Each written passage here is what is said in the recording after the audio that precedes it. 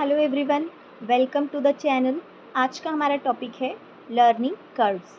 First of all हमने learning curve की definitions दे के रखी हैं। फर्स्ट डेफिनेशन है बाय बीएफ स्किनर।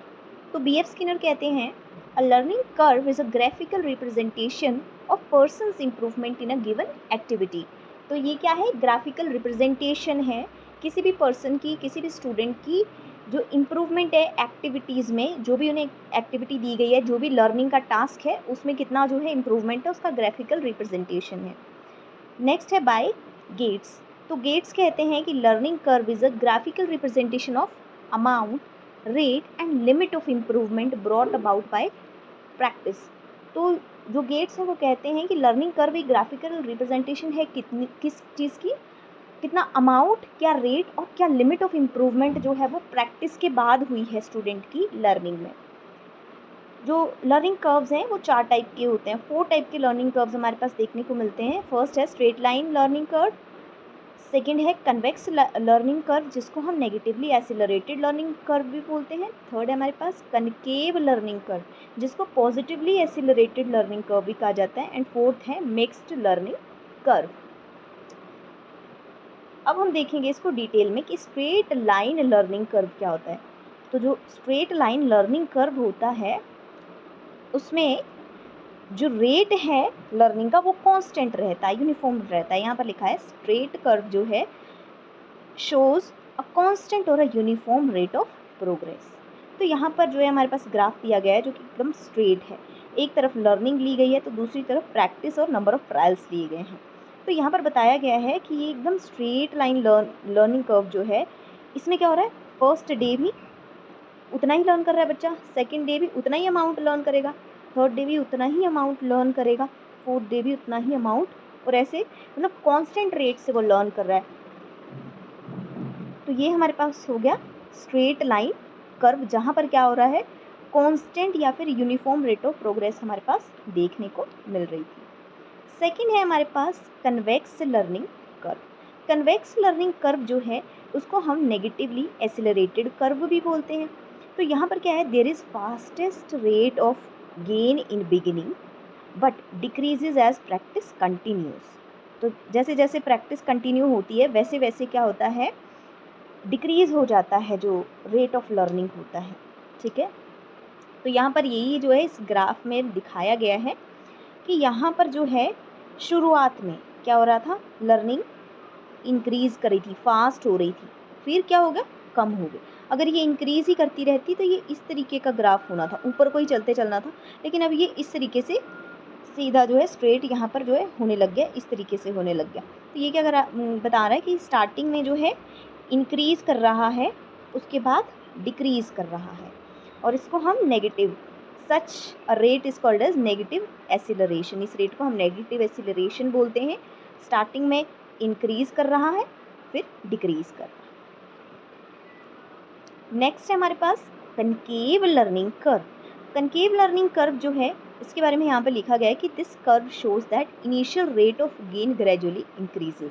स्टार्टिंग में जो लर्निंग है वो इंक्रीज कर रही थी, increase in improvement called positive acceleration. ठीक है, तो यहाँ पर क्या कह रहे हैं कि स्टार्टिंग में जो है वो लर्निंग इंक्रीज़ कर रही थी और धीरे धीरे जो है वो इंक्रीज़ ही करती गई, कहीं भी डिक्रीज़ नहीं हो रही है। तो यहाँ पर जो है, यहाँ पर यही कर्व जो है शो कर रहा है कि इंक्रीज़ ही करती जा रही है लर्निंग यहाँ पर। तो इसको हम पॉजिटिव एसिलरेशन भी कहेंगे, और पॉजिटिवली एसिलरेटेड कर्व ये होगा जहाँ पर स्टार्टिंग इनिशियल स्टेजेस में इंक्रीज़ करती है और फिर ग्रेजुअली वो इंक्रीज़ ही करती चलती है। ये हमारे पास हो गया कनकेव लर्निंग कर्व या positively accelerated learning curve. Next हमारे पास आता है मिक्स्ड कर्व। मिक्स्ड कर्व इसे इसलिए कहा जाता है कि क्योंकि this is a combination of concave and convex curve. दोनों कनकेव और कन्वेक्स कर्व का कॉम्बिनेशन है, इसीलिए इसको मिक्स्ड कहते हैं। तो यहाँ पर क्या है, एस शेप का हमारे पास कर्व देखने को मिल रहा है। स्टार्टिंग में क्या होता है, स्लो होती है, बिगिनिंग में जो है लर्निंग यहाँ स्लो दिखा रहे हैं, फिर स्टीप फास्ट एसिलरेशन होने लग गई, और यहाँ पर एक स्टेज दिख रही है प्लेटो। प्लेटो क्या होते हैं, ये एक ऐसी स्टेज होती है जहाँ पर स्टेगनेशन देखने को मिलती है, लर्निंग जो है कहीं ना कहीं रुक जाती है। अब ये किसी भी कारण हो सकती है, बच्चे का इंटरेस्ट जा रहा है टॉपिक से, या बच्चा बोर्डम फील हो रहा है, उसको बोर हो रहा है वो, या फिर कोई और भी जो है कारण जो है वो हो सकता है। तो प्लेटो एक ऐसी स्टेज है जहाँ स्टेग्नेशन लर्निंग में देखने को मिलती है। और ये हमारे पास हो गया मिक्स्ड कर्व, ठीक है। नेक्स्ट जो है हमारे पास है इम्पोर्टेंस ऑफ लर्निंग कर्व, कि हम लर्निंग कर्व पढ़ तो रहे हैं लेकिन इसकी क्या इंपॉर्टेंस है। लर्निंग कर्व जो है वो क्या करता है, helps to provide information regarding student progress, कि ये जो स्टूडेंट की प्रोग्रेस है उसके बारे में इंफॉर्मेशन टीचर को देगा। Aware a teacher about barrier of learning, की लर्निंग में क्या बैरियर आ रहे हैं, क्या प्रॉब्लम्स आ रही हैं, उसमें भी टीचर की जो है हेल्प करेगा उनको जानने में कि क्या बैरियर है, ठीक है।